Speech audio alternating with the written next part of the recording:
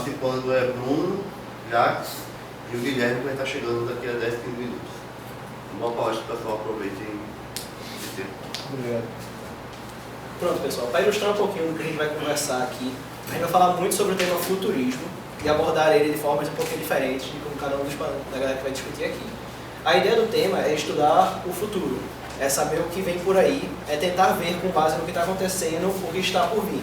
Tem várias vertentes diferentes, tipo, a gente pode pensar em futuro da medicina, com o que a gente está desenvolvendo para melhorar a nossa vida. A gente pode pensar em futuro do trabalho, então, de quem tá, como é que os trabalhos estão mudando, como é que estão indo, quais são os que vão ficar, quais são os que vão sair.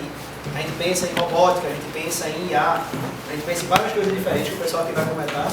E primeiro eu queria começar com o Jacques. O Jacques trabalha lá no Porto Digital e vai falar um pouquinho sobre transhumanismo, que é um negócio que ele gosta muito, e vou deixar ele fazer as umas. Bom, pessoal, eu vou dar uma roubadinha aqui.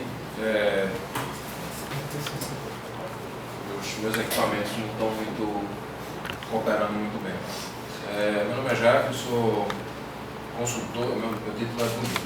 Eu sou consultor de tendências de informação do Porto Digital. Eu sou futurista residente lá. Eu gosto de me apresentar como um futurist to be. Estou em formação ainda. O pessoal me convidou para falar um pouquinho com vocês aqui. Inicialmente a ideia era falar sobre internet das coisas. Eu estou tão saco cheio de internet das coisas. Porque a internet das coisas não é mais futuro. A internet das coisas é presente. A internet das coisas é amanhã, meio-dia e meia. A gente conectar a geladeira para congelar. Enfim. E aí eu estava pensando em conversar com vocês sobre um tema que me é muito caro. Que é essa noção de transhumanismo. E aí eu estava sem muitas ideias, fiz uma pesquisa, fiz uma apresentaçãozinha há uma hora mais ou menos, então está bem rabujado, está bem feio, e é de propósito. Tá?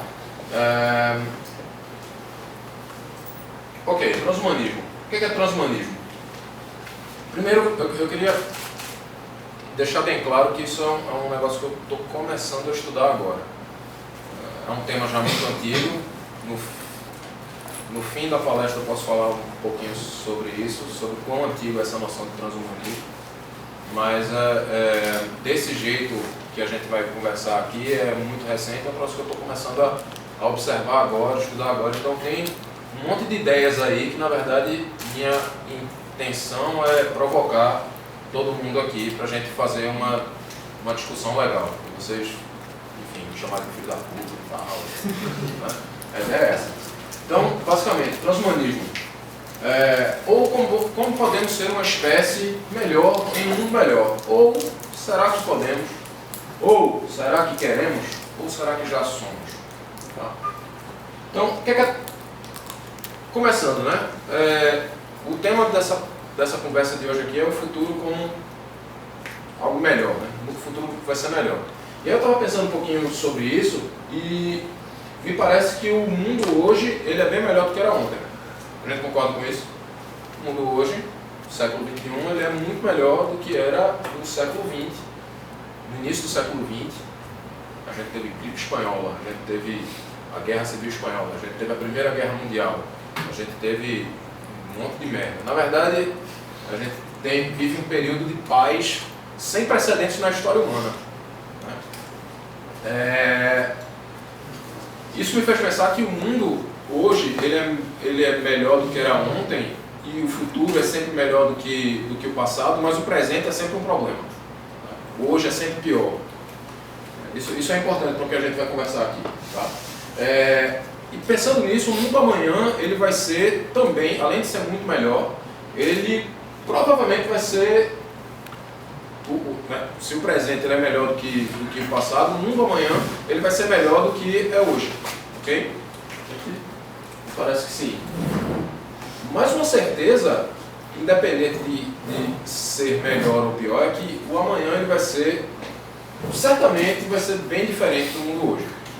E o quão diferente ele vai ser, eu espero que essa conversa de hoje deixe vocês ligados quão diferente vai ser amanhã.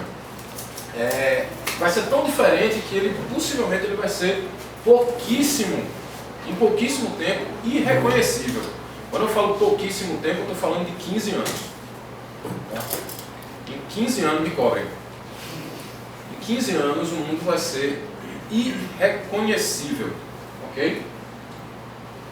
Ok, transhumanismo.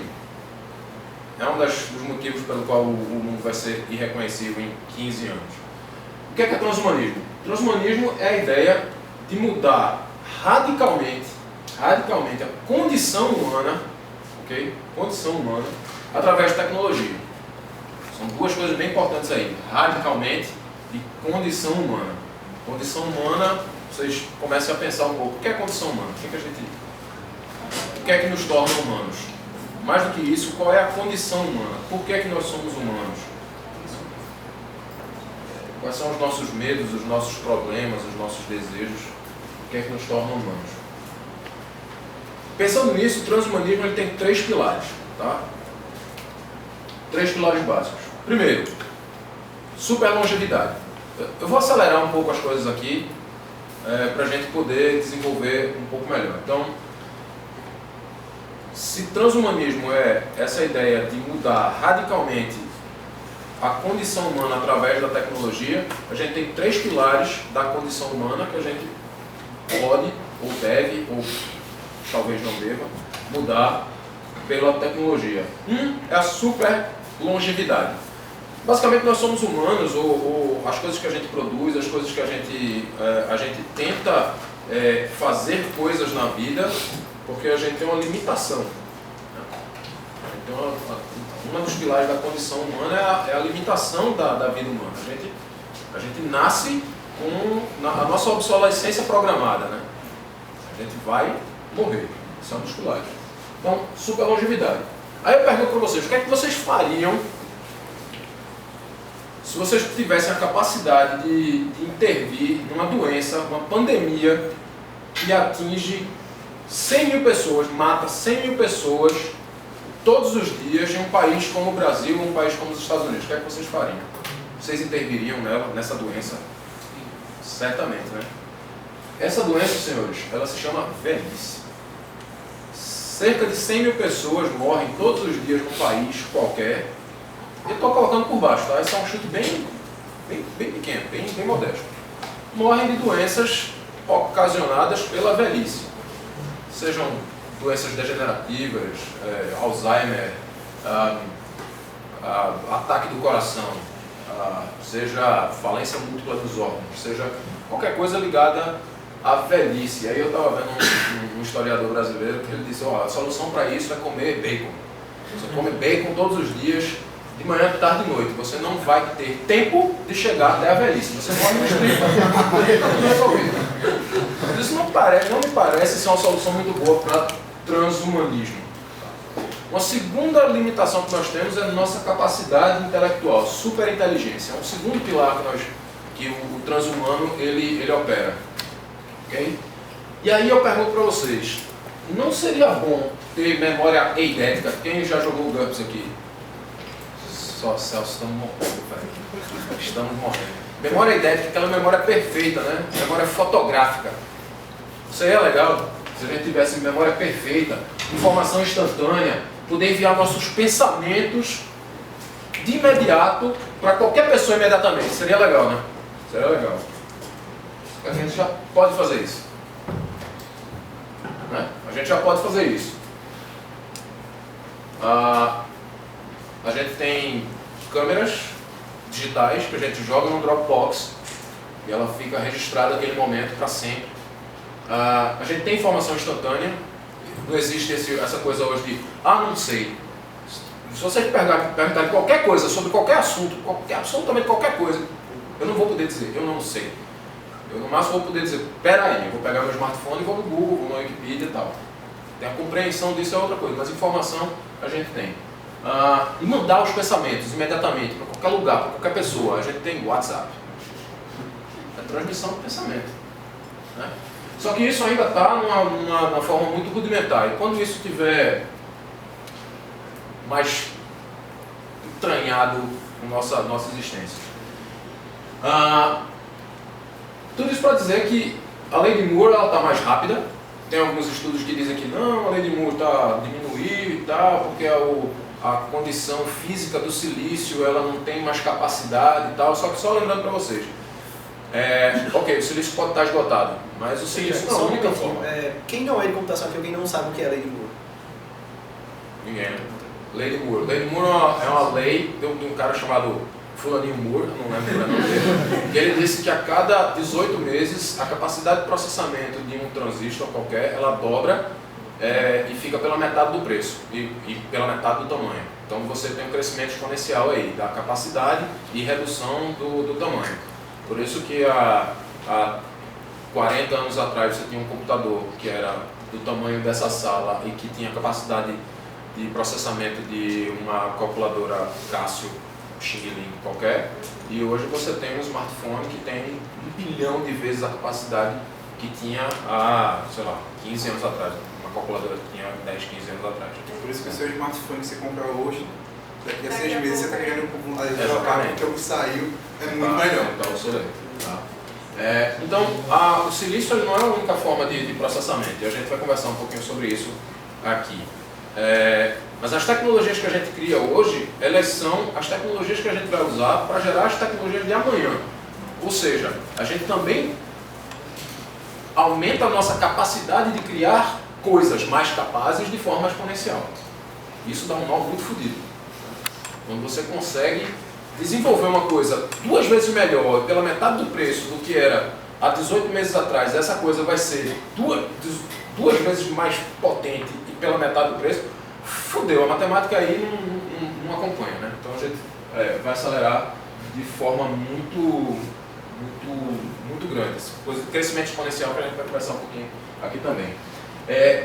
Um segundo ponto é que nós já vivemos em simbiose com a tecnologia. Eu quero que vocês lembrem disso. A gente vive em simbiose com a tecnologia.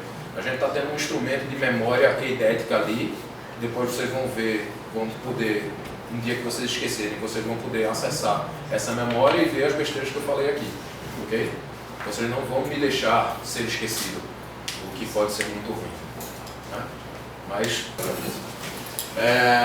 e como eu disse, não existe mais a palavra, o termo não sei. Okay? Esse movimento ele apenas começou. Tá? Um terceiro pilar que trata o transhumanismo é o super bem-estar. Nós já falamos de super longevidade, okay? Vivermos mais. Super inteligência, nossa memória, nossa capacidade de raciocínio, nossa capacidade de acessar informação e transmitir essa informação, super inteligência. E super bem-estar. Super bem-estar. O que é super bem-estar? Se você tivesse o seu filho e você soubesse que ele tem uma predisposição genética a esquizofrenia, uma das coisas que ligada à esquizofrenia tem um quê comportamental e adquirido pelo convívio social com pais, enfim, aí Freud vai falar pra caralho sobre isso. Mas tem um componente genético aí, tem um componente físico-químico. Se você soubesse que seu filho ele tem uma predisposição à esquizofrenia ou alguma paranoia, ou se ele fosse muito tímido, se a gente descobrir que tem um componente genético que torna a pessoa muito tímida, e aí eventualmente ela vai fazer ciência da computação. Você editaria os genes desse seu filho na barriga da mãe? Você faria isso? E aí eu vou mais. Para eliminar um bom pedaço do sofrimento humano, você editaria o genoma humano?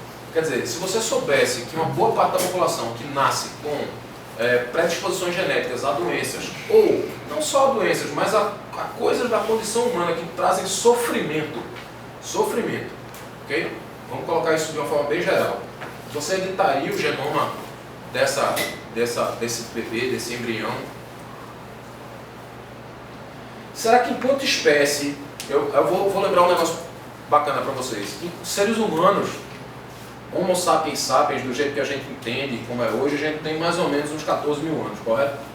Uns 14 mil anos. Tá? A civilização, como a gente conhece, ela tem 10 mil anos. A invenção da escrita, qualquer coisa assim e tal. Aliás, tem a invenção das cidades. Hoje, na época do Gilgamesh, tem um troço, tem um tempo mais ou menos aí de 10 mil anos.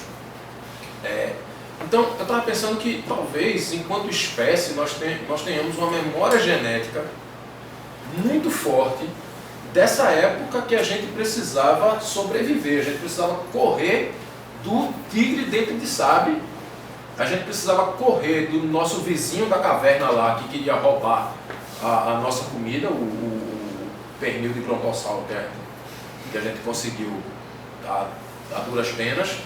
A gente precisava ser individualista, a gente precisava ser agressivo, a gente precisava. Então, de repente, será que não existe um componente genético aí que faz com que nós precisamos ser o que nós somos hoje, enfim, esse ser humano, né? Essa coisa tão asquerosa que é o ser humano, individualista, invejoso, uma necessidade de se sobrepor ao outro e não conseguir trabalhar em conjunto. De repente nós temos alguma coisa a ver com memória genética aí. Então, será que enquanto espécie nós não temos uma memória genética dos nossos parentes neandertais? E será que para sermos humanos de verdade, a gente não precisa que não seja necessário a gente editar o nosso genoma, eliminar de uma vez o componente genético que nos faz tão ligados a esse parente neandertal que precisava ser agressivo, precisava ser individualista, precisava ter esse comportamento para poder sobreviver. E que hoje, em tese, a gente não precisa. E aí muito disso passa por esse troço aqui, biotech. E aí vocês pensam, porra, cara, biotech, eu achei que ele fosse falar de inteligência artificial, professor de ciência da computação aqui e tal. Né? Quando a gente fala de biotech, logo as pessoas se assustam um pouco, né? E aí eu me lembro dessa grande música de um poeta chamado Jello Biafra, que cantou com o Sepultura essa bela música, Biotech's Godzilla. Mas aí, biotech, ela é o Godzilla do cinema japonês ou o Godzilla do desenho animado? Vocês devem ser muito novos aqui, são só comigo. Tinha um desenho do... Quem sabe o que é o Godzilla? Obrigado. Então, o Godzilla, ele tinha o filme japonês original, que foi refeito, que era aquele monstro que vinha destruir a cidade, fudeu tudo. E tinha um desenho muito legal, muito bacana, que o Godzilla era amigo da humanidade, velho. Quando tava a bronca lá, o Baquinho, tinha as tretas lá, os vilões e tal, e o gurizinho, ele conseguia chamar o Godzilla por um apito, se eu não me engano. Ele apitava lá, o Godzilla, e fudia com os inimigos todos. Será que Biotech é o Godzilla do cinema japonês ou é o Godzilla do desenho animado? Eu acho que Biotech é ambos.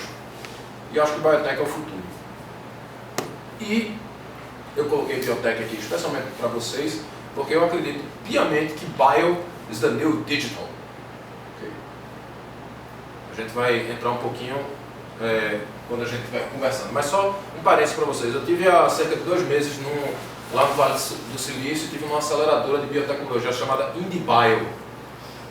Tá lá a gente tem a página deles e tal. E tinha uma startup que tá lá com eles, chamada Arcturus Biolab, ou Arcturus BioCloud.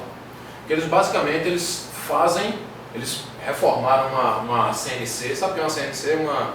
Uma fresadora, né? É tipo uma impressora 3D. Eles modificaram, hackearam o bicho lá. E eles basicamente imprimem DNA. Vocês já viram como é que você trabalha com DNA, né? Vai o médicozinho lá e tal, vai com aquela pipeta eletrônica e coisa. Aí pinga lá, e se pingar um pouquinho demais, fudeu.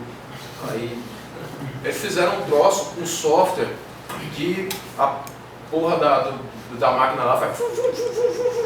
E basicamente o que eles fazem, eles estão trabalhando com insulina.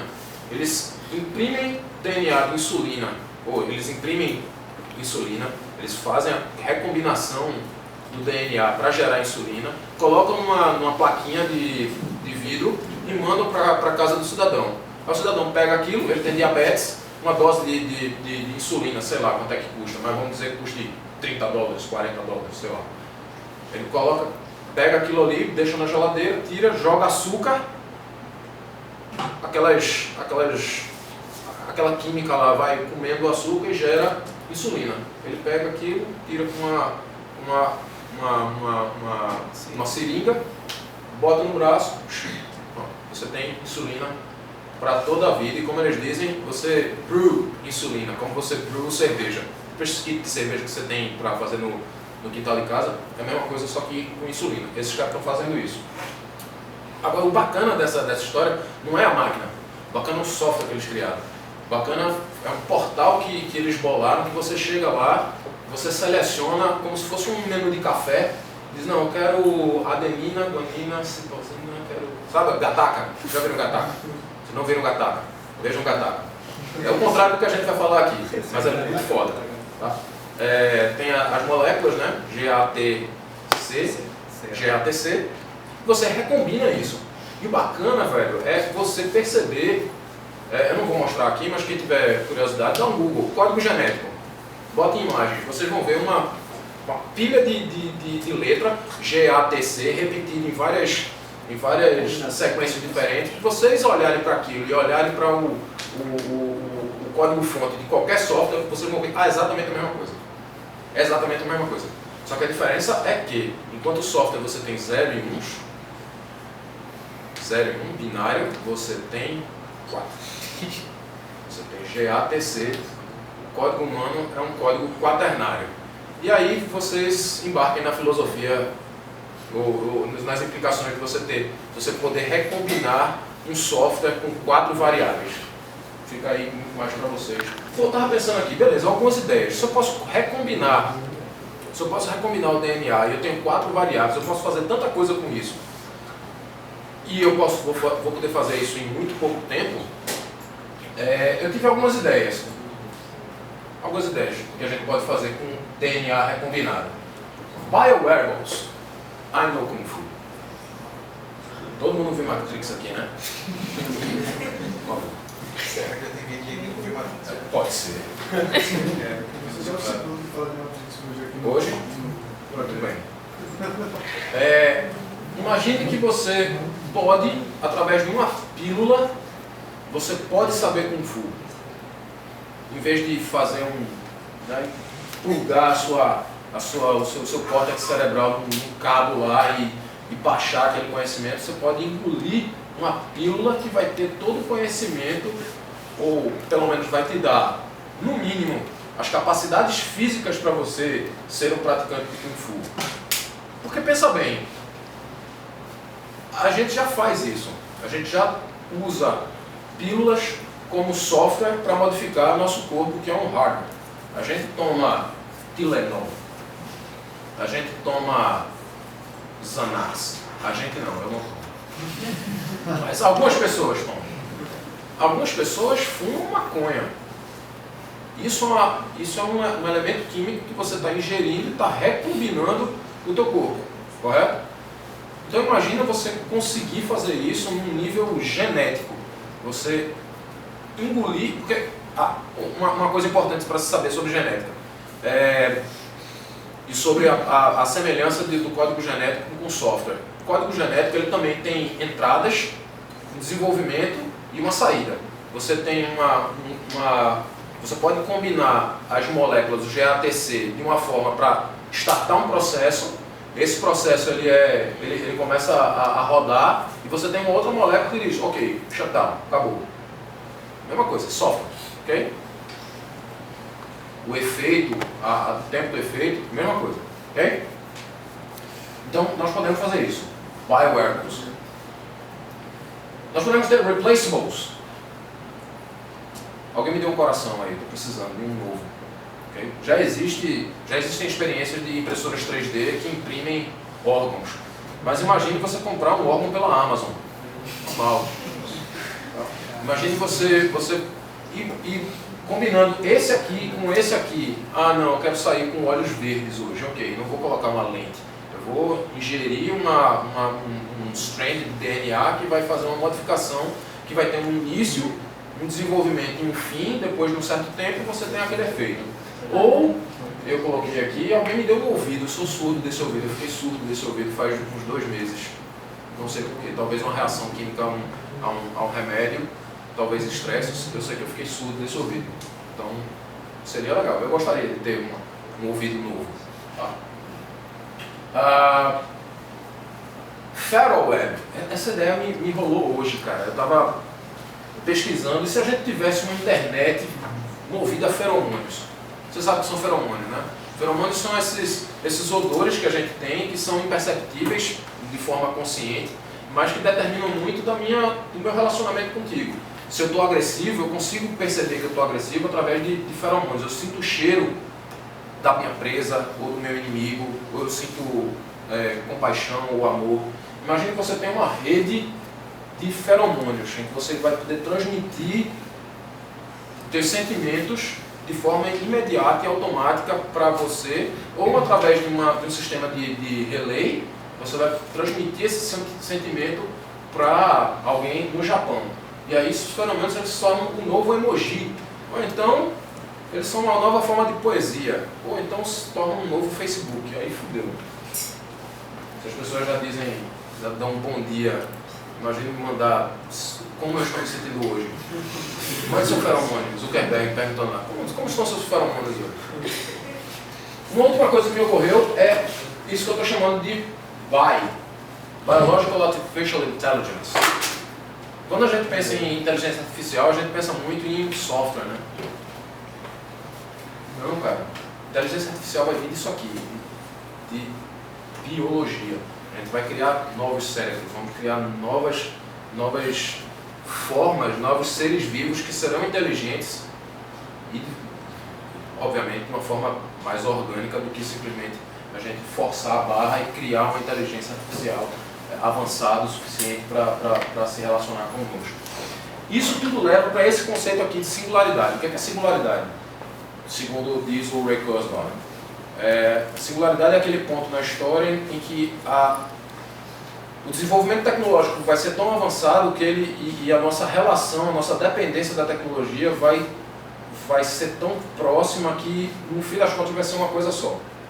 Essa singularidade tecnológica tal qual conversada por esses futuristas. E aí eu estava pensando, né, essa ideia de que a humanidade se fundirá com o silício. Eu estava pensando, não, eu acho que a singularidade vai passar por isso aqui, por biosingularidade. Em vez do ser humano se fundir com o silício, e se o ser humano se fundisse com o bioma? Se a gente conseguisse alterar a nossa genética de uma forma tão profunda que a gente conseguisse se fundir com uma árvore. Isso é o sonho dourado do Serguei, né? Fazer amor com uma árvore. Mas imagina, faz muito mais sentido do que se fundir com o silício, com o aço, com circuitos. Faz muito mais sentido na minha cabeça se fundir ou tentar entender ou tentar se comunicar com um outro ser vivo. Um animal, uma árvore. E eu penso que essa biosingularidade é um caminho muito mais interessante. Mas só qual é o problema? Como fazer, e eu deixo esse pensamento com vocês, como fazer com que ninguém fique para trás nesse processo que a gente está falando aqui?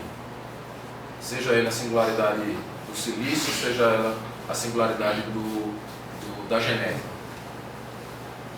É isso, pessoal. Obrigado.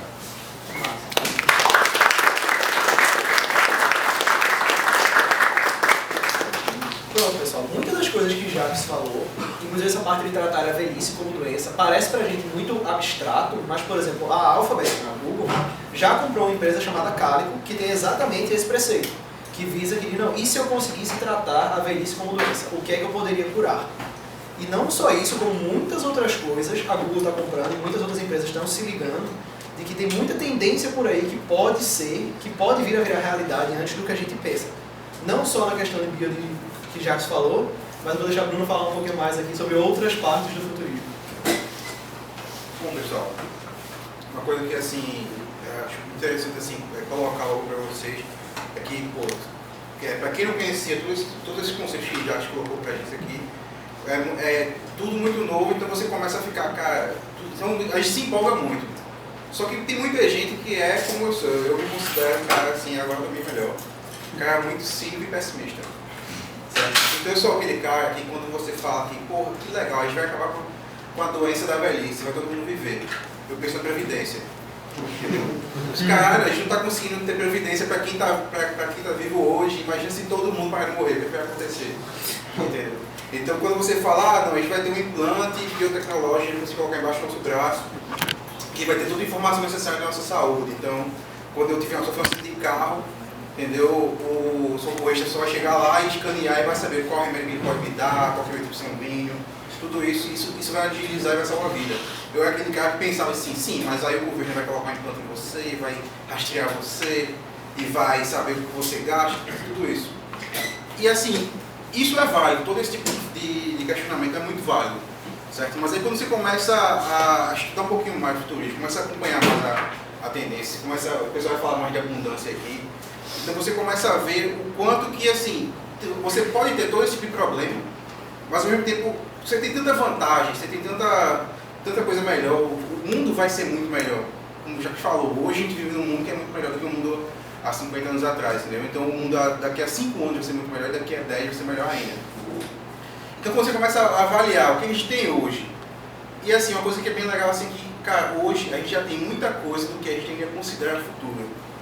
Para pensar o seguinte, ele comentou do WhatsApp, porra, a gente tem um WhatsApp que é praticamente transmissão de pensamento. E sabe por que o WhatsApp é praticamente transmissão de pensamento?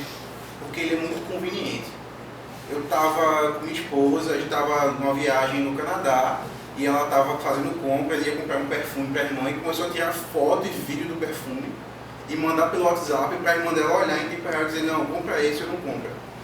E como eu trabalho com tecnologia, você para para pensar assim, tem uma viagem, esse cara, quanto de tecnologia está envolvida numa coisa, num ato tão banal desse, que você está simplesmente o quê? Está tirando uma foto de um perfume para mandar para o outro lado do planeta em tempo real, para uma pessoa dizer, não, compra esse perfume ou aquele, e voltar, entendeu? Então assim, se você parar para pensar, analisar em tecnologia, de software, de hardware, de tudo, de pessoas, o quanto que é envolvido nisso, é um negócio incrível, que há 20 anos atrás você não imaginava que você conseguiria fazer isso.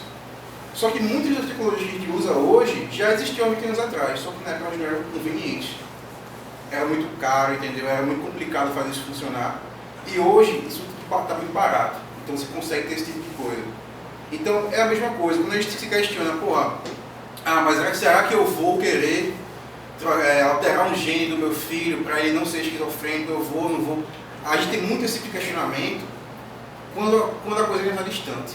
Quando a coisa está mais perto, a gente não para para pensar tanto assim. E tem muita coisa que já está perto. Faz, sei lá, um mês, teve um cidadão lá que ele teve um transplante de costela com uma costela, a costela toda foi impressa em 3D. Uma universidade lá no Canadá que eles têm um laboratório de impressão 3D. Então eles têm impressora 3D para alumínio, para titânio, do caramba. Porque quando a gente olha para impressão 3D, a gente pensa muito em bonequinhos, em coisas tipo de plástico, legal, mas não é só isso. Você já tem impressão 3D de metal, você já tem impressão 3D de tecido, entendeu? Você está pesquisando comida, você está pesquisando impressão 3D de órgão, coração, entendeu?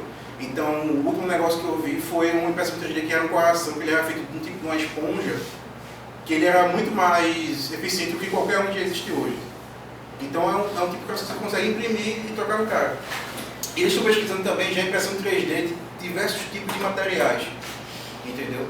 Então, assim, a curto prazo, como já te falou, daqui a 15 anos, o mundo vai ser outro por causa dessas tecnologias que estão chegando, entendeu? Impressão 3D é uma que vai ser assim, para agora, para ontem, entendeu? Que é uma coisa que você já pode estar começando a fazer isso, certo? E aí, o que acontece? Quando você olha isso, você diz, porra, teve um outro caso que foi uma mulher que fez uma cirurgia que ela substituiu parte do crânio dela por um crânio impresso 3D também, entendeu? Então você fala, pô, a gente já está fazendo isso aí não é futuro mais, isso é passado, já está acontecendo. Pode não estar tão para todo mundo assim, mas já aconteceu. Então essa questão de, porra, você vai ter implante genético, você vai ter alterações de DNA, isso é fato, isso vai acontecer. Você vai ter discussões sobre se isso é correto, se isso é ético, se a gente poderia estar fazendo isso, se deveria, quais vão ser as consequências disso, como eu estou falando, mas, porra, se ninguém morrer mais, como é que a gente vai fazer para a previdência social? Não sei. Mas isso é um problema que a gente vai ter que resolver. Porque esse tipo de tecnologia ela vai chegar, esse tipo de avanço, a gente vai conseguir alcançar. Isso não é ruim, isso é muito bom. Entendeu? Então assim, a gente tem que sempre estar olhando por esse caminho, a gente sempre tem que pensar, quais são os problemas que esse tipo de coisa vai trazer, mas que, ó, esses problemas vão acontecer e a gente vai resolver eles de outra forma. Todo mundo, às vezes a gente não para para pensar, por exemplo, os trabalhos, as profissões que vão deixar de existir quando a gente está tendo esse tipo de avanço.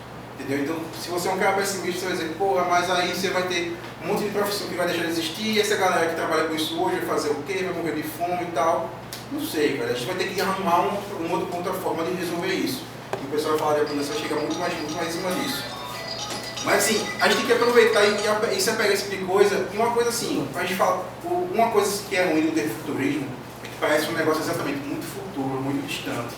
Uma coisa muito que não está próxima da gente, mas não é isso. Certo? A gente às vezes pode não ter a oportunidade de estar vendo isso no nosso dia a dia, mas quando você começa a realmente investigar sobre o assunto, você vê que o que a gente chama de futurismo é o próximo passo, entendeu? É aquilo que está aí na frente. Então, se você pudesse adiantar e começar a aproveitar isso agora, por que não, entendeu? Então, assim, quando isso for conveniente, você vai estar na frente da curva.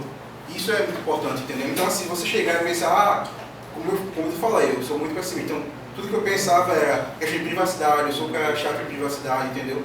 Questão de esse tipo de coisa, de trabalho, de tudo. Mas você sabe, aprende a let it go, sabe? A deixar aí. Por quê? Porque as vão ser muitas.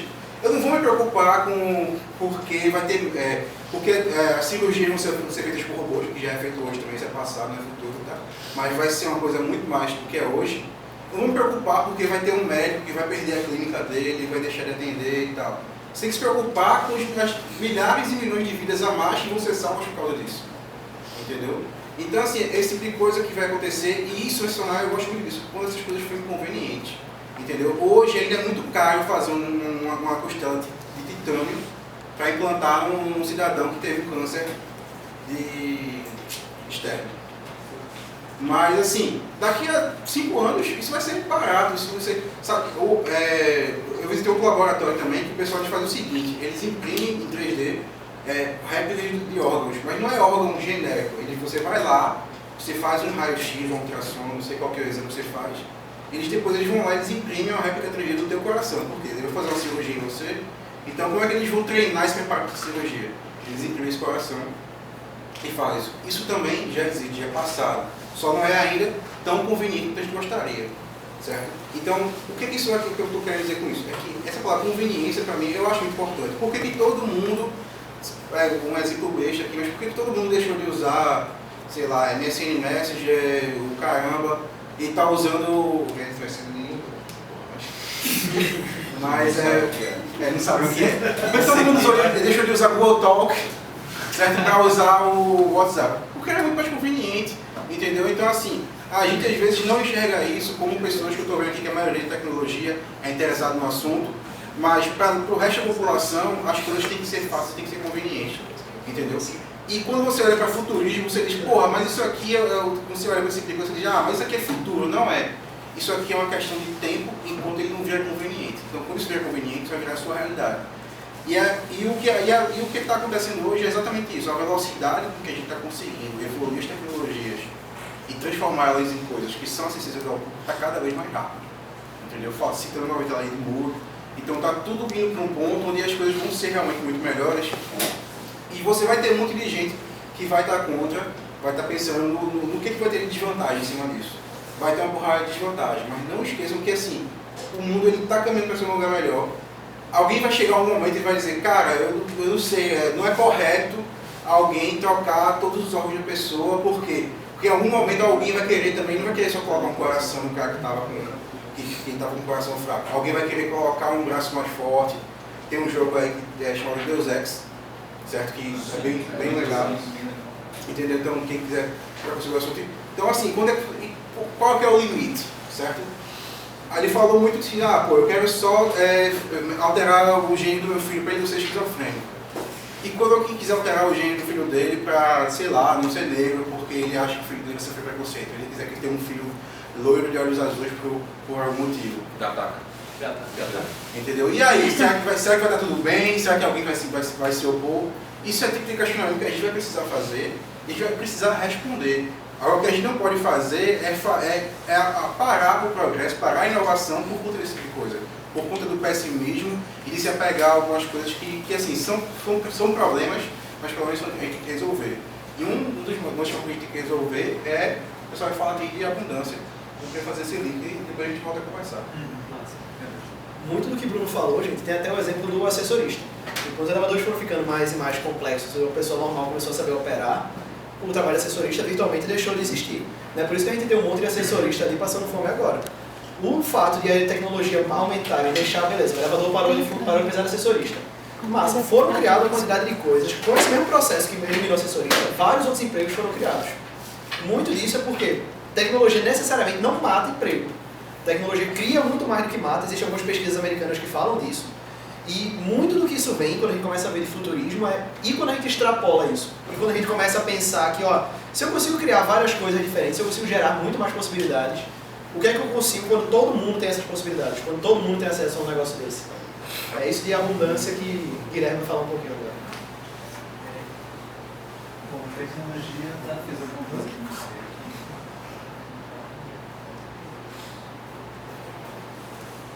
Bom, quando a gente fala em abundância, em nova tecnologia, a gente está falando de uma mudança de paradigma, de uma mudança da nossa forma de pensar em relação àquilo que nós temos. Uma pergunta: quantos de vocês aqui já passaram fome?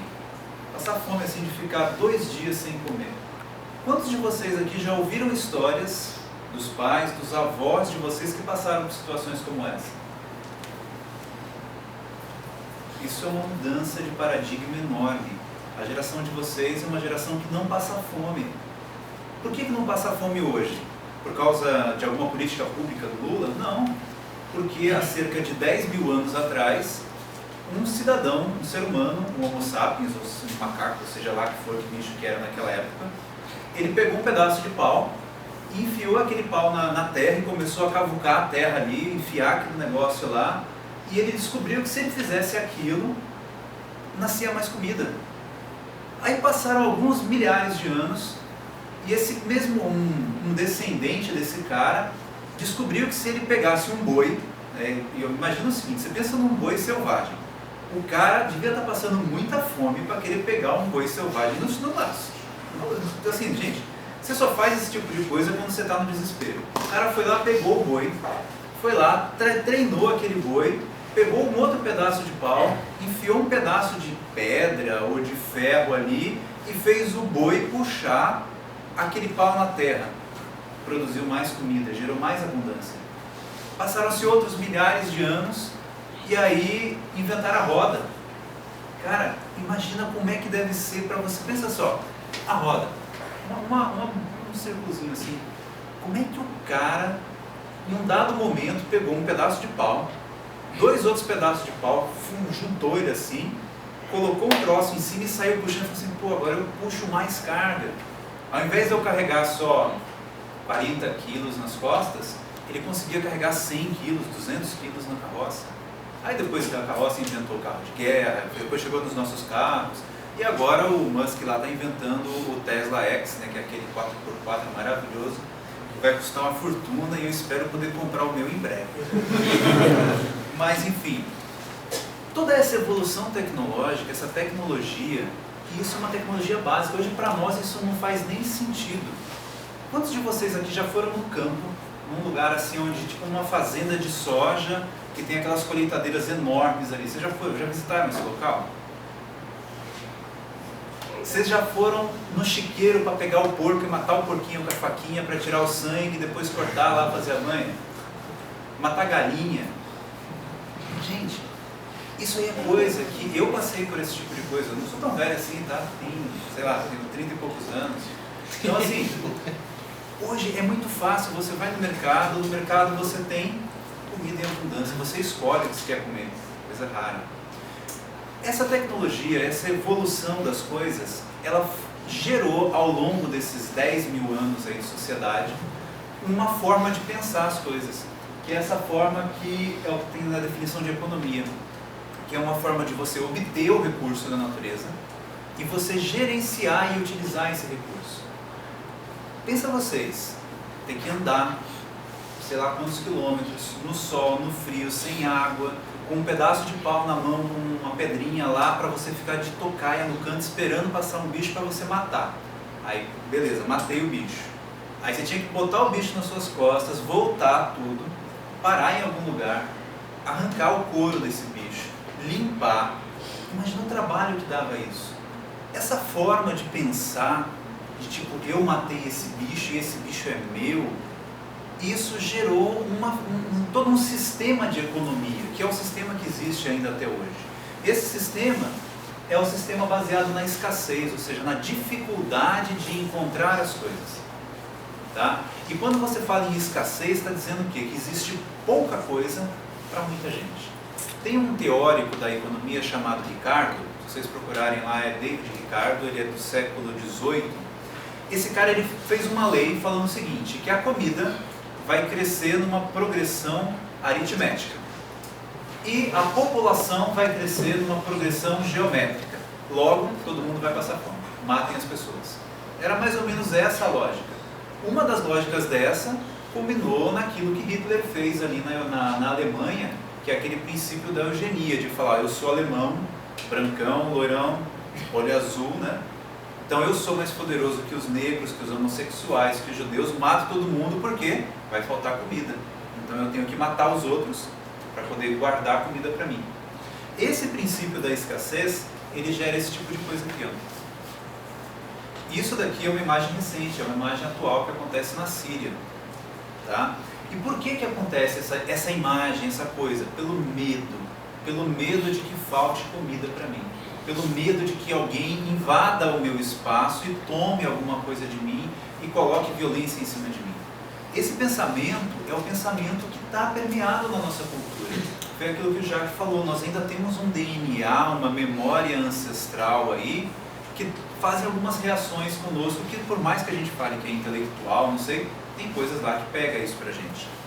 Uma outra coisa também que a gente pensa, como nós passamos, nós não, mas a gente vem de uma história de escassez, a gente olha para situações como essa. A seca lá no sertão, o boizinho magrinho e tal, falta de água.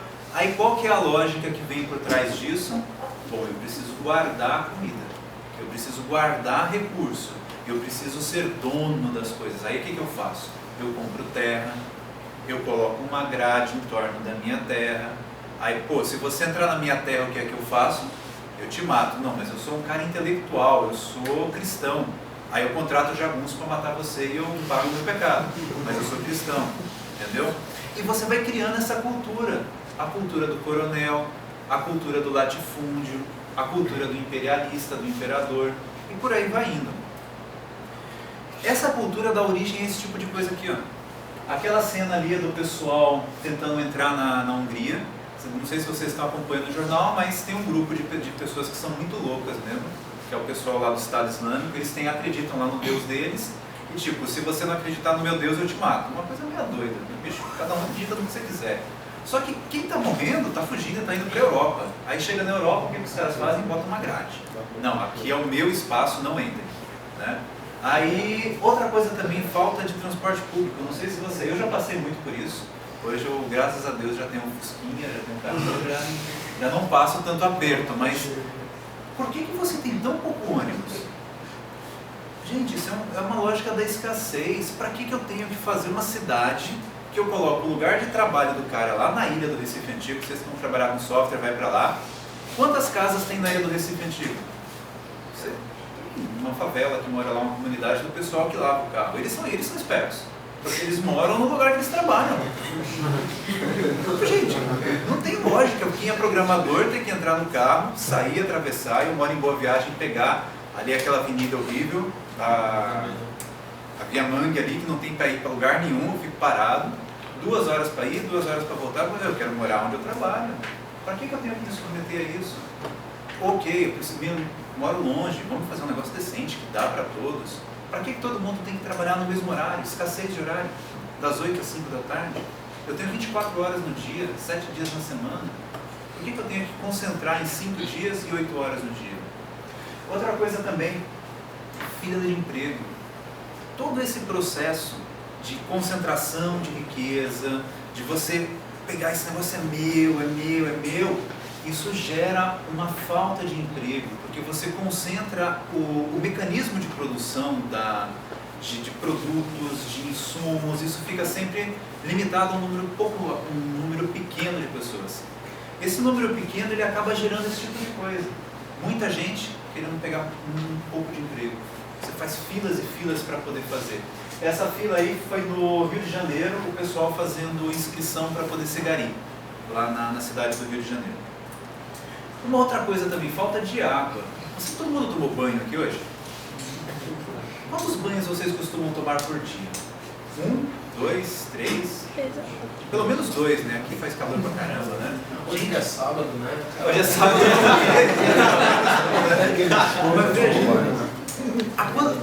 Meu pai, meus avós, eles não tinham o hábito de tomar banho todo dia. Primeiro porque para tomar banho você tinha que pegar um balde, ir no rio, pegar a água, esquentar a água quando estava no Rio. Eu sou do sul, lá faz frio, aqui não tem esse problema. Lá a gente tinha que esquentar a água, botar num balde, pendurar o balde no teto e você tinha 18 litros de água para tomar banho. Então você girava lá um negócio assim e caía água em você. Eu tomei banho nisso, é horrível, gente. Não vale a pena. A gente tem água em abundância, só que a gente está gastando essa água de um jeito ilógico. Você sabia que 50% da água que é captada no rio, aqui no Pirapama, que eu acho que é o que serve aqui, metade dessa água ela se perde por buracos nos canos? Aí eu pergunto ao pessoal daí de TI, de software, por que ninguém colocou um sensorzinho ali para identificar, para prevenir, para evitar? Mas a gente vai economizar 50% da água. Aí beleza, pegamos a água, a gente foi lá, né, escovou os dentes, tal, foi no banheiro, tomou banho. O que a gente faz com essa água? Joga no banho. Era mais fácil a gente ter um sistema de tratamento na nossa própria casa, que já existe tecnologia para isso. Pô, eu fui lá, tal, fiz as minhas necessidades no banheiro, tal, tratei aquela aguinha ali, pô, volta ela de novo para minha caixa e eu uso de novo. Eu não preciso pegar mais água no rio, eu coleto água da chuva e faço um ciclo de reutilização de água.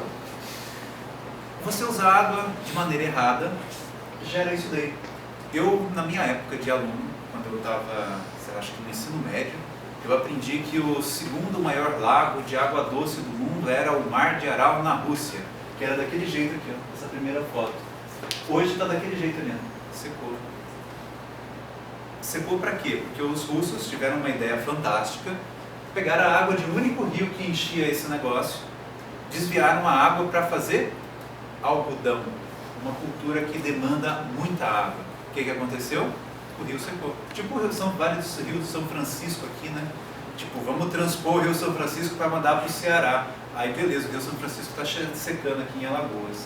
Decisões de que a água é minha, o rio é meu, eu vou manter isso para mim, eu vou fazer o que eu bem entendo, sem pensar em outras consequências, sem pensar em coisas mais simples de serem feitas, em tecnologias mais simples, em soluções mais lógicas, em soluções mais, vamos chamar de humanas ou transhumanas, como vocês quiserem. Essa lógica é o que a gente viveu até agora. E vocês estão começando a viver uma lógica que muda um pouquinho. Quando você gasta demais um determinado produto, que você faz a escassez desse produto, o que acontece? O preço sobe. Por que a Apple custa tão caro? Por que todos os anos o pessoal da Apple vai lá para aqueles negócios, faz a apresentação? Não sei se vocês, esse ano eu estava trabalhando do lado de um colega que assistiu aquele apresentação do iPhone 6, eu acho, 6S.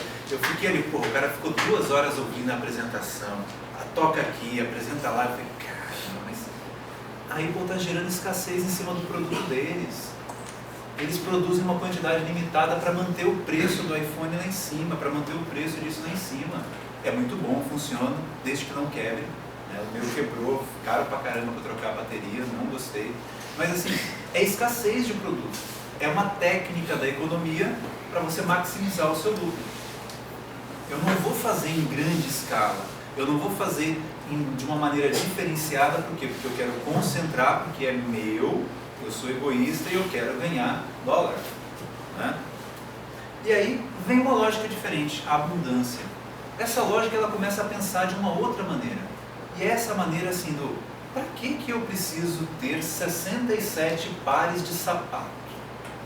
Para que eu preciso ter um carro, sendo que eu entro no carro de manhã, me desloco até o Recife Antigo durante 1 hora mais ou menos, passo 8 horas ali trabalhando, aí entro de novo no carro e volto, e nesse período eu vou usar o carro 1 hora de manhã, 1 hora de tarde, o resto ele fica dentro da minha garagem.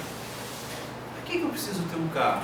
Eu não posso compartilhar o meu carro, eu não posso simplesmente ter um carro inteligente que eu chamo pelo meu smartphone e ele para na minha casa, eu entro nele, eu nem preciso dirigir, eu acho horrível dirigir. Vamos lá, ele me leva até o meu espaço, nesse meu tempo eu já estou trabalhando, estou conectado, tenho Wi-Fi integrado.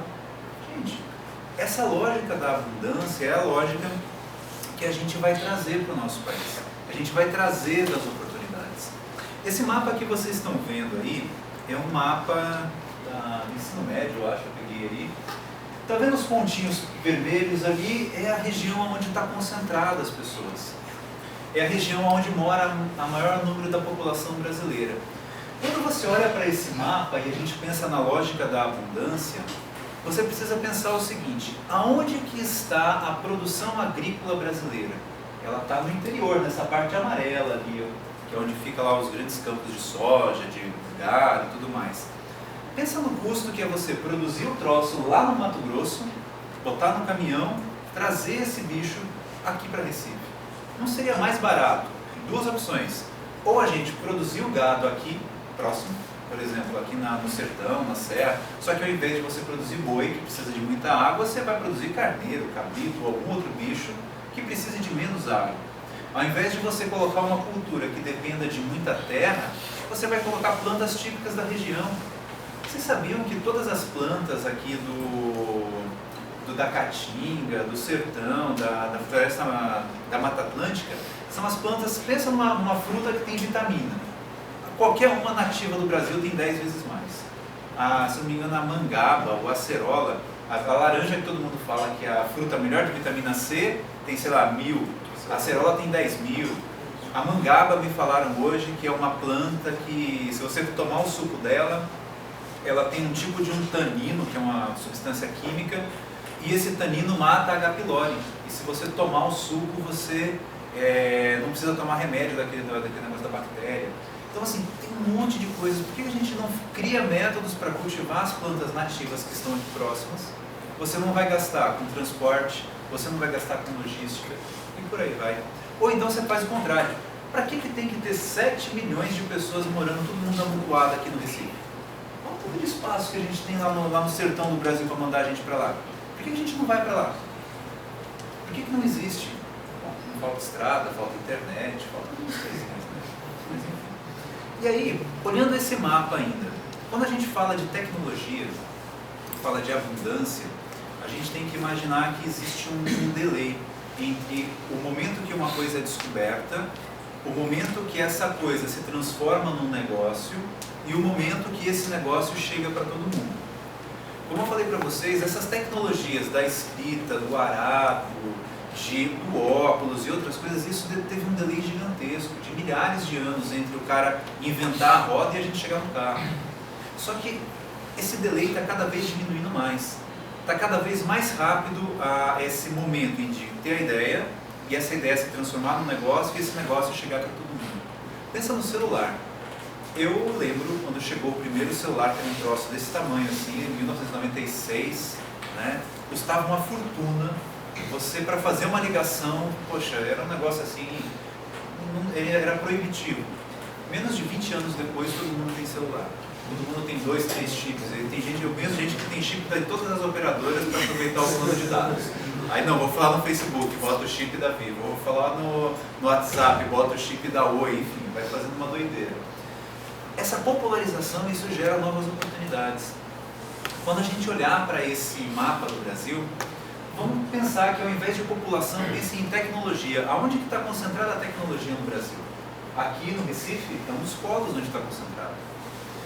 Essa tecnologia ela tem que ser levada para o interior. Esse movimento de você pegar a tecnologia que está aqui e levar para o interior é o movimento onde vocês geram abundância, onde vocês ganham dinheiro, onde eu ganho dinheiro. O movimento que o Jacques faz de ir nos Estados Unidos, ele faz de ir no Canadá, de aprender a tecnologia e trazer essa informação para cá, esse movimento é o que faz a gente gerar prosperidade. É um movimento meio nômade, você compartilha informações. E quando você compartilha informação, sempre não é 2 mais 2 igual a 4. É 2 mais 2 igual a 5, 2 mais 2 igual a 10, igual a 20. Porque o processo de troca de conhecimento do ser humano é um negócio muito louco. Você nunca sai perdendo quando você compartilha informação. Você nunca sai perdendo quando você compartilha a compaixão, o amor. Muito pelo contrário. Existe uma coisa que está sendo criada não sei se é no nosso espírito, no nosso DNA, ou sei lá que nome vocês queiram dar para isso. Existe uma coisa que faz o ser humano ser diferente do macaco, do bicho, de outra coisa. E é essa outra coisa que gera abundância. É esse ato de amor, de carinho, de você querer cuidar das pessoas. Esse ato, ele faz acontecer isso aqui, ó.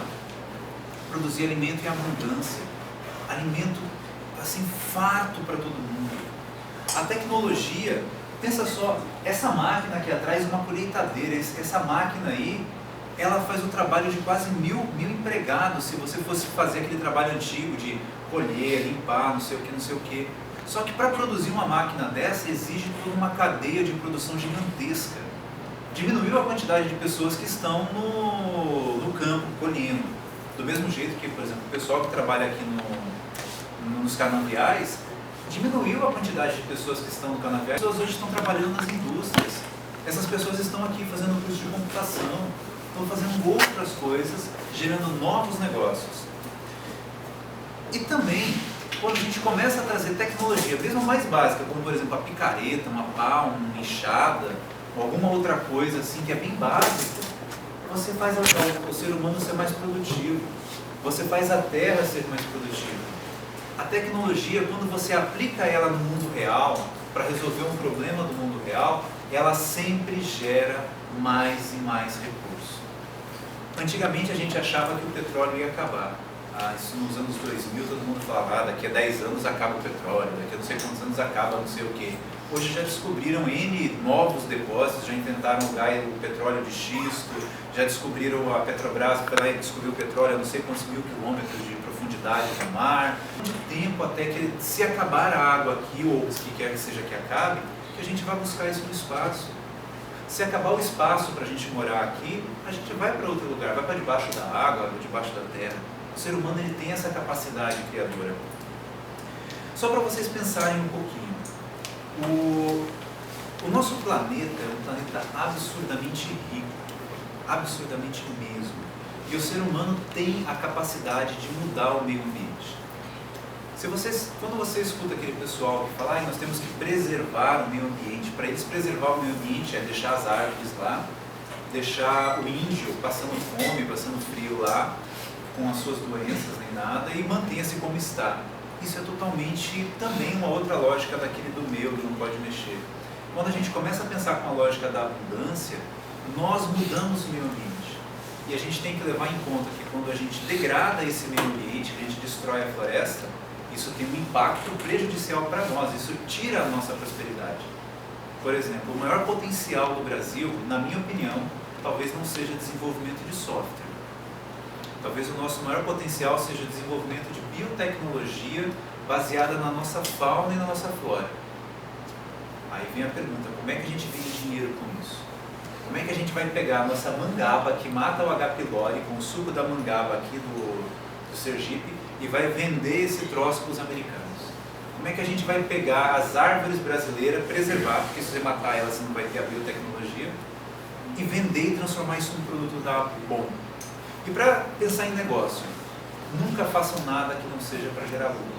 Gerar lucro para vocês, gerar lucro para a sociedade, gerar lucro para todo mundo. Se a coisa não gera prosperidade, não gera grana, isso não dá certo. E gerar grana não é ruim, é bom. O que é ruim é você querer guardar tudo para você e não compartilhar a grana que você gera com o restante das pessoas. Isso daqui é um número, eu demorei um tempão para entender que era esse número aqui. 78 quatrilhões de dólares. Isso é o PIB mundial. Tá? PIB é uma medida que alguém inventou que soma lá o valor de comércio que rola dentro de um país e tal, somou tudo, se somar do mundo inteiro dá esse número aí. É grande pra caramba. A população, tá errado aqui, são 7 bilhões de pessoas que tem no mundo hoje, pessoas, seres humanos.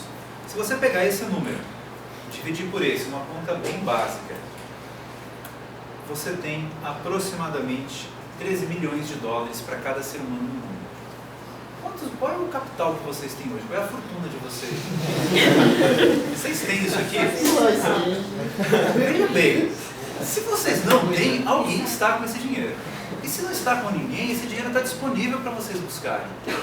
Vocês vão buscar, vocês podem escolher o método antigo, o método lá do pessoal do Estado Islâmico. Eu invado um país, mato todo mundo e volto para mim. É um método. Ou vocês podem pensar diferente, podem pensar de uma outra lógica. Eu vou gerar riqueza, eu vou produzir mais coisas para ter os meus 13 milhões. Quem sabe 20, 30. E fazer com que isso aqui possa cada vez mais gerar mais riqueza. E na hora que a gente tiver o planeta todo igual, com todo mundo com seus 13 milhões, vamos colonizar a Lua, Marte, Júpiter e por aí vai indo, até a gente ter a nossa raça espalhada por onde quer que seja que vai. Tá ok? Então esse é um pouquinho da ideia de abundância que a gente está falando, que é pegar essas ideias de tecnologia, pegar tudo isso que está vindo e fazer com que isso possa mudar o dia a dia das pessoas. Primeira coisa que vocês já vivem, todo mundo tem comida. A próxima, todo mundo tem que ter água, todo mundo tem que ter acesso à saúde, todo mundo tem que ter acesso à segurança, todos têm que ter educação de qualidade, todos têm que ter qualidade de vida. E o desafio é como usar a tecnologia, ciências da informação, biotecnologia e outras coisas que vão vir para impactar na vida das pessoas no dia a dia, tá bom? Esse é o desafio da gente trabalhar e vamos ganhar os nossos 13 milhões.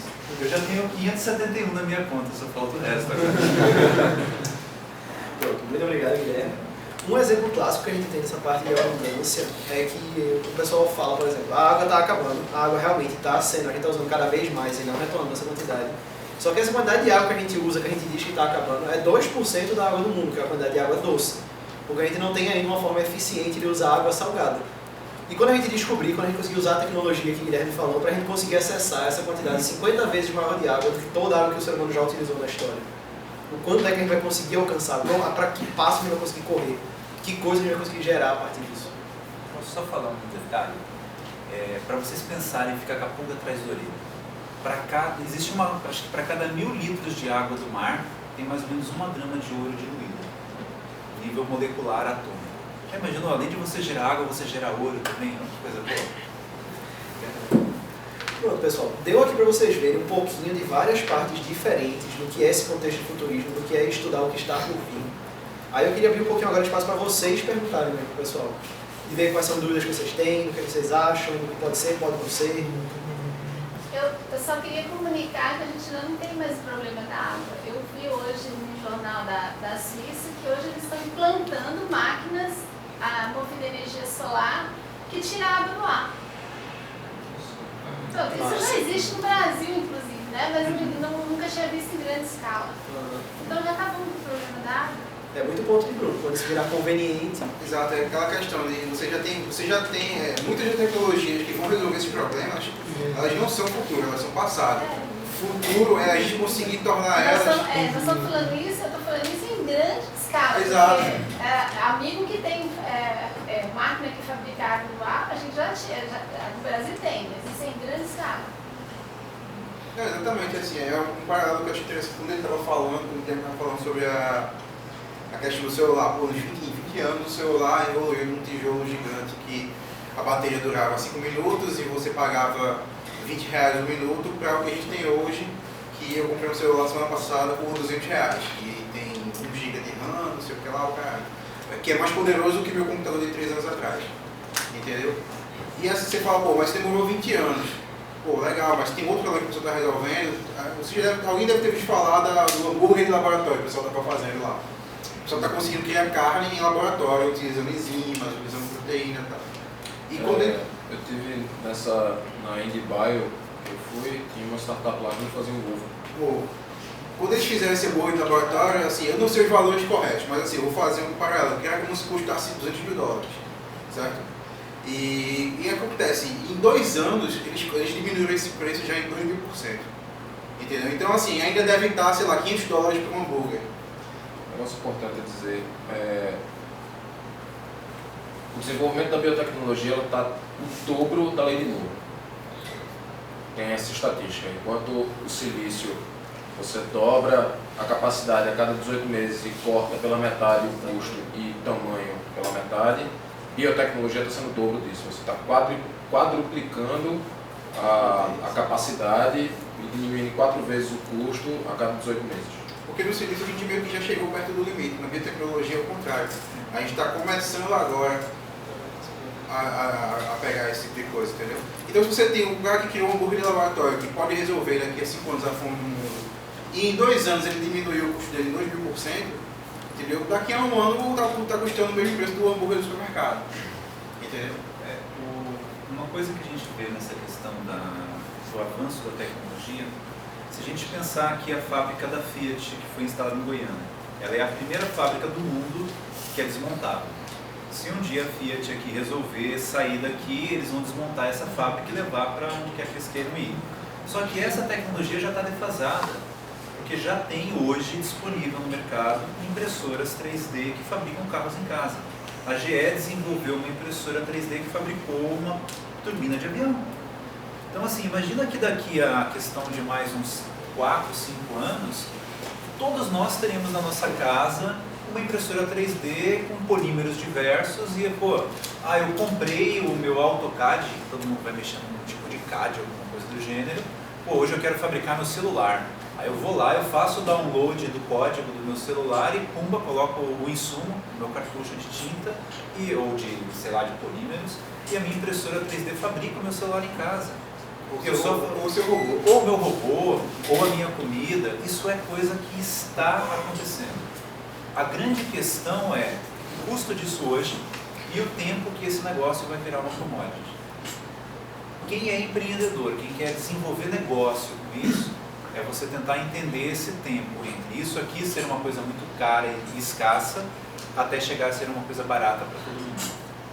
É esse delay que faz você levar as coisas, esse delay que faz você gerar negócio. Ou até o meio termo, antes de virar commodity, que vira investimento para você criar um negócio. Exatamente.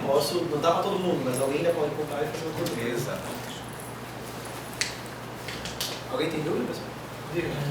Boa tarde, meu nome é Renato Samir, eu sou estudante de administração. Primeiramente, gostaria de parabenizar e agradecer pelas reflexões feitas. E aí a minha pergunta é o seguinte: hoje, como é a realidade de vocês, com as ideias e toda a experiência que vocês têm em vida, se vocês hoje voltassem no tempo, não voltassem no tempo, virassem estudantes de graduação, qual seria o modelo de negócio que vocês pensariam em criar e no que vocês buscariam estar se especializando? Assim, de uma maneira bem prática. Eles ainda estão procurando isso. Uma coisa que é bem legal de se falar é que, Parecendo. já que se falou muito de biotecnologia, é assim, aqui tem muita gente de computação, tem de administração, e assim, cara, saiam do seu curso, assim, saiam do seu centro, em termos de assim, vá colaborar com outras especialidades, entendeu? Então assim, eu trabalho com software, certo? Então assim, a minha profissão é o pedreiro, amanhã é o que hoje é o pedreiro, entendeu? Então software, legal, beleza, já passou, o negócio agora é biotecnologia. Entendeu? Depois eu não sei mais o que vai ser, a gente está tentando descobrir, certo? Então assim, mas o software vai deixar de existir? Não, só que você não vai mais ter o software pelo software, você vai ter que trabalhar junto com outras coisas, certo? Então isso é muito importante. Eu não sei te dizer assim exatamente qual curso que você fosse começar de novo eu faria, mas com certeza eu não teria mais não tenho essa mentalidade de você ficar só na sua caixa. Pessoal, a minha jornada acadêmica é uma coisa meio esquisita. Tá? Eu sou formado em educação física, porque meu pai falava que eu tinha que ser funcionário público e ter um curso de graduação, porque se eu fosse preso, eu ia para uma sala especial. Aí eu fiz, né? válida. Aí beleza, eu fui porque basicamente era o curso onde tinha as meninas mais bonitas, né? E dizer que era mais fácil. Aí depois disso eu quase virei padre, quase virei teólogo, descobri que também me decepcionei com esse negócio e fui caminhando por essa vida e cheguei aqui hoje. Hoje realmente eu não sei o que eu faria. O que eu Guilherme, procuraria hoje para mim é algum lugar que me desse problema para resolver e me ensinasse minimamente a resolver problemas. O que eu ia fazer eu não faço a menor ideia.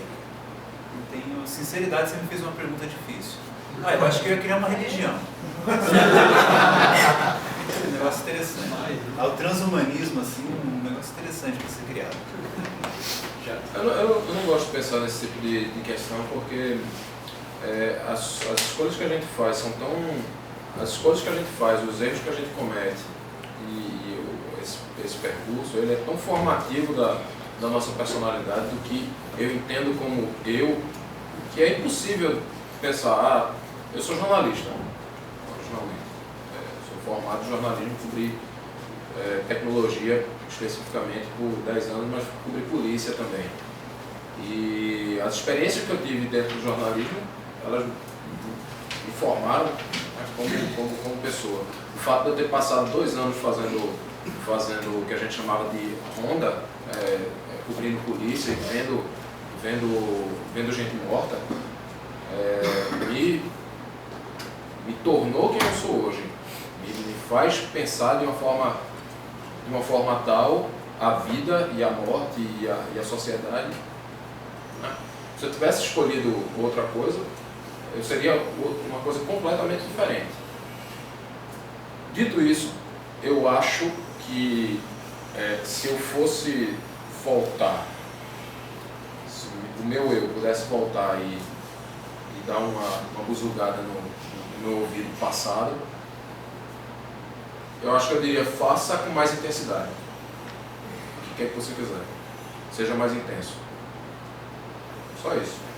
Porque contar histórias é o que eu faço enquanto jornalista, ou enquanto escritor, ou agora lidando com esse troço chamado futurismo. O que eu faço é contar histórias.